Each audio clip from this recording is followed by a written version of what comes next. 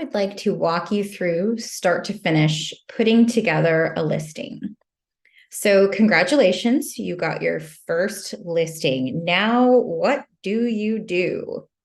Most of what we do does start with our matrix dashboard here. So this is where I'm going to start it. We want to go click the little icon that says Transaction Desk. Now, Transaction Desk is where we go for all of our signing creations for all of everything we're trying to do here. So what I'm going to do is I'm going to click the Home button.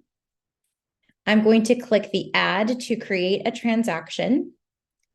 And then I'm going to go ahead and name my transaction. We'll call it Test Seller.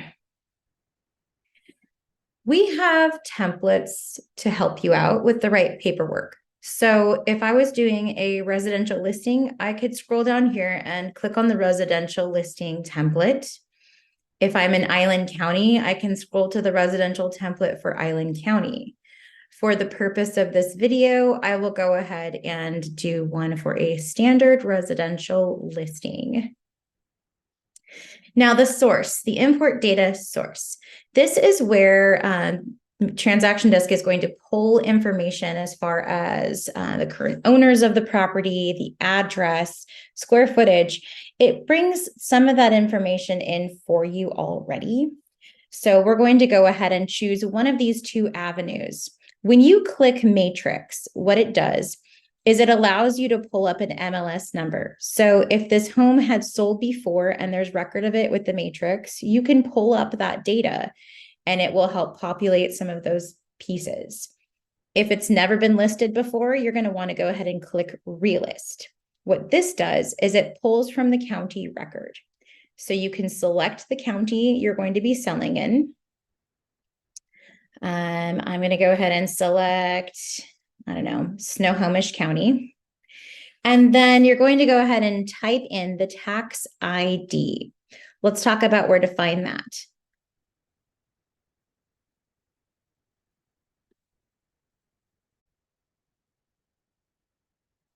So I went ahead and I updated this to my own county because that's the county I know and navigate through the quickest.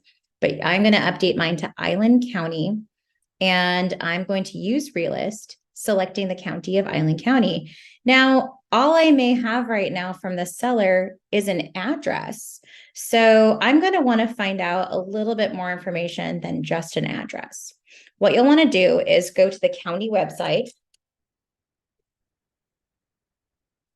And for Island County, you can actually scroll down to do property search. This is where you can also find information about,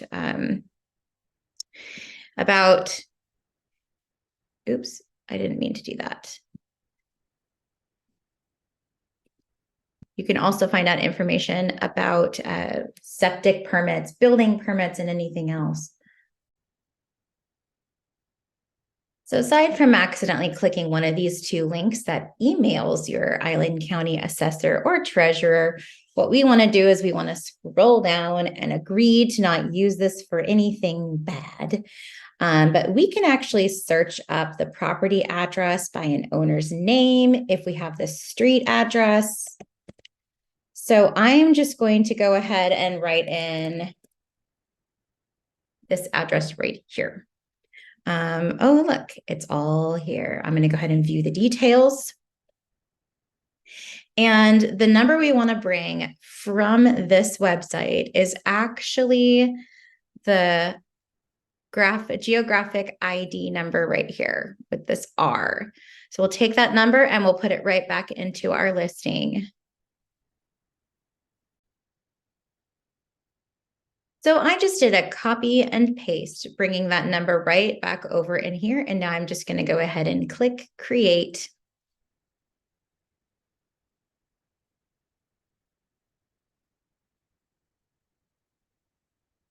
All right. So it's bringing up this property information. Now I may already know what I want my list price to be. Let's just say for the sake of today that this is going to be 1.2 million. I would go ahead and write in if I'm doing my compensation by dollar amount or percentage, and then put that dollar amount or percentage right over here. The comments would be for something specific surrounding the compensation.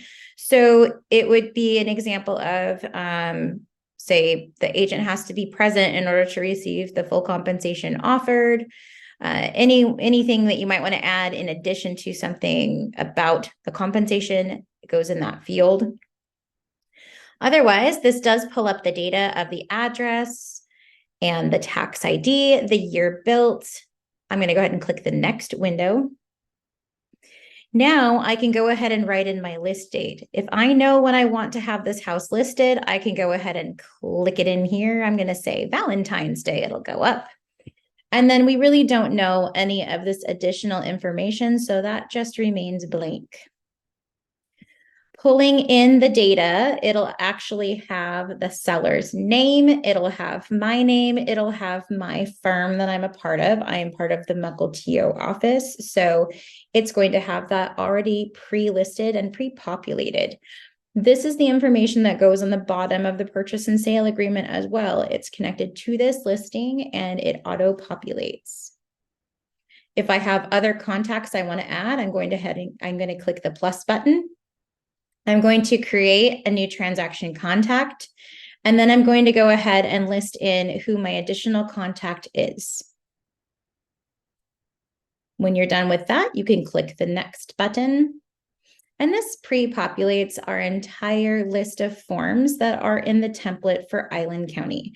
Now, it's quite possible that you don't need all of these forms, but it's definitely a great place to start in the event that you have no idea where to start. I am noticing that we are missing the brokerage in Washington pamphlet, so I will want to go ahead and add that right here.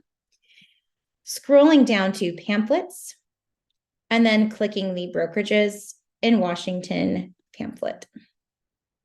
Okay, now that I've looked here, it looks like these are all the forms I may need. I have the seller's disclosure. I have the listing input sheet, the listing agreement. We have the FERPTA certification that's required. We have Island County disclosures that are specific to this listing. We have the utilities addendum that we want to fill out each time. And then we also have our pamphlets that are required, our brokerage in Washington. And I like to put in the wire fraud pamphlet because it is something that is still out there. Once you're done with that, you can go ahead and click next. Now, the financing contingency notice is in here. However, it won't be used until we are in a sale. So it can stay there or it can be deleted. It really doesn't matter. And then on this page, what I would probably make sure is in here is maybe the legal description or anything that is separate to this. This would be a great place to put in septic inspections or well information. This is just additional paperwork, not from the forms that are related here. Once you've done that, it'll go ahead and show up all in this nice, beautiful dashboard. And we'll talk about what to do next. Okay, what I like to do is I like to order these forms so I can just look at them nicer. I like to order them by name. So you click the sort button, which is the up and down arrow, click on the name, and this puts them in a numeric and alphabetical order.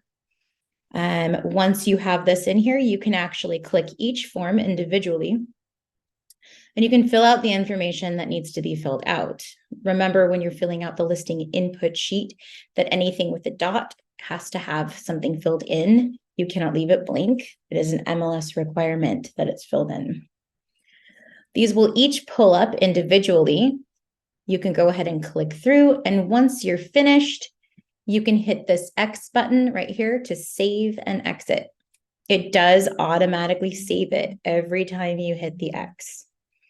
So go through and fill out every form that's here, and we'll talk about the next step in a minute.